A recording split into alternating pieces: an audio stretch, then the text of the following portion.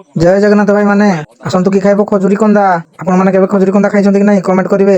ଆଉ ଖଜୁରୀ କନ୍ଦା ଖାଇଲେ କେତେ ମଜା, କାହାକୁ କେମିତି ଲାଗେ ମୁଁ କହିପାରିବିନି, କିନ୍ତୁ ମତେ ବହୁତ ଭଲ ଲାଗେ ଖଜୁରୀ କନ୍ଦା ଖାଇବା ପାଇଁ। ଏବେ କନ୍ଦା ଖାଇବ, ତାପରେ ଆମର ଗୋଟେ ଭୋଜି ଅଛି। ତ ସାଙ୍ଗମାନେ ଡିସେମ୍ବର ମାସ ହେଇଗଲାଣି, ଆପଣ ମାନେ ଭୋଜି କରୁଛନ୍ତି କି ନାହିଁ ଆପଣ କମେଣ୍ଟ କରିବେ। ଆଉ କନ୍ଦା କେମିତି ଖାଉଛନ୍ତି ସେ ବି କମେଣ୍ଟ କରିବେ। ଦେଖନ୍ତୁ ଭାଇ ମାନେ ବିକି ସାର୍ କୁ ପ୍ରବଳ ଭୋକ ବୋଧେ, ଭୋକ ହେଇଗଲାଣି, ସେ ତ ପୁରା କନ୍ଦା ଖାଇବାରେ ପୁରା ବ୍ୟସ୍ତ। ଖୁଳି ଖୁଳି କନ୍ଦା ବି ଖାଇଛନ୍ତି। ବିକି ଭାଇ ଆମକୁ ଟିକେ ଦିଅ, ତମେ ଏକୁଟିଆ ଏକୁଟିଆ ଖାଇଲେ ହବ କି? ଆମେ ବି ଖାଇବୁ ନା, ସମସ୍ତେ ଆସନ୍ତି ସମସ୍ତେ ଖାଇବେ। ମୂଳରୁ ଖାଇବା ଏବେ ସରିଗଲା, ଅନିଲି ଧରିକି ପଳେଇଲାଣି ବାହାରକୁ। ରାସ୍ତାରେ କଟାଯିବ, ପରିଷ୍କାର ତାକୁ ଖାଆଯିବ। ଆଉ ପ୍ରଶାନ୍ତ ଦା ବି ରେଡି, ଆଉ ଟାଙ୍ଗିଆ ବି ରେଡି, ଆଉ ବିକି ସାର୍ ବି ରେଡି, ସୁମନ ବି ରେଡି। ହାଣିଲେ ପ୍ରଶାନ୍ତ ଦା ଏବେ ଲିଙ୍କୁ ଦା କୁ ସୁଜ୍ଞାନ ଦା ଆମ ଗହଣରେ ପହଞ୍ଚି ଗଲେଣି। ସେ ବି ଆମର କନ୍ଦା ଖାଇବାକୁ ବର୍ତ୍ତମାନ ପ୍ରସ୍ତୁତ। ଦାନ୍ତ ବି ପରିଷ୍କାର କରିସାରିଲେଣି, ପୁଛି ପୁଛି ଖାଇଦଉଛି ସୁଜ୍ଞାନ ଦା ଆଉ ଲିଙ୍କୁ ଦା ବି। ସୁଜ୍ଞାନ ଦା କହୁଛନ୍ତି ବର୍ତ୍ତମାନ ଆମକୁ ଟେଷ୍ଟ ଲାଗୁନି, କହିଲେ ସେଇଥିରୁ ମତେ ଦିଅ, ଯଦି ଦେବ ଦିଅ, ନହେଲେ ମୁଁ ପଳେଇବି ବର୍ତ୍ତମାନ ଘରକୁ। ତ ସାଙ୍ଗମାନେ କନ୍ଦାରେ ଆମର ତ ପେଟ ପୁରିଲାନି, ଏବେ ଚାଲୁ ଆମେ ଭୋଜି ଆଡେ। ଚାଲ ଦେଖିବା ଭୋଜିରେ କଣ କଣ ହଉଛି।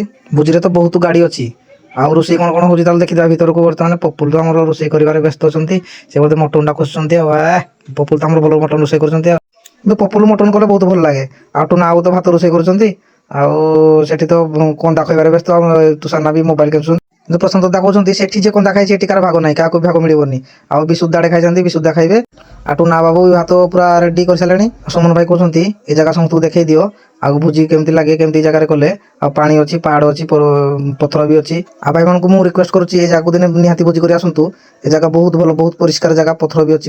ସାଙ୍ଗମାନେ ସମୟ ହେଇଗଲାଣି, ଆମେ ବର୍ତ୍ତମାନ ଖାଇଦବୁ, ଭୋକ ବି ଆମକୁ ଲାଗିଲାଣି। ତ ସାଙ୍ଗମାନେ ଆମେ ଭୋଜିରେ ହେଇଛି ମଟନ, ଟମାଟୋ ଖଟା, ପାମ୍ପଡ। ଆସନ୍ତୁ ଦିନେ, ଆଉ ଏଇ ଜାଗାକୁ ଦିନେ ଭୋଜି କରିକି ଯାଆନ୍ତୁ, ଆପଣ କେମିତି ଲାଗିବ କହିବେ। ତ ରହୁଛି ସାଙ୍ଗମାନେ, ଜୟ ଜଗନ୍ନାଥ, ବାଏ ବାଏ, ଟାଟା। ଆଜି ନିଶ୍ଚିତ ଆସନ୍ତୁ।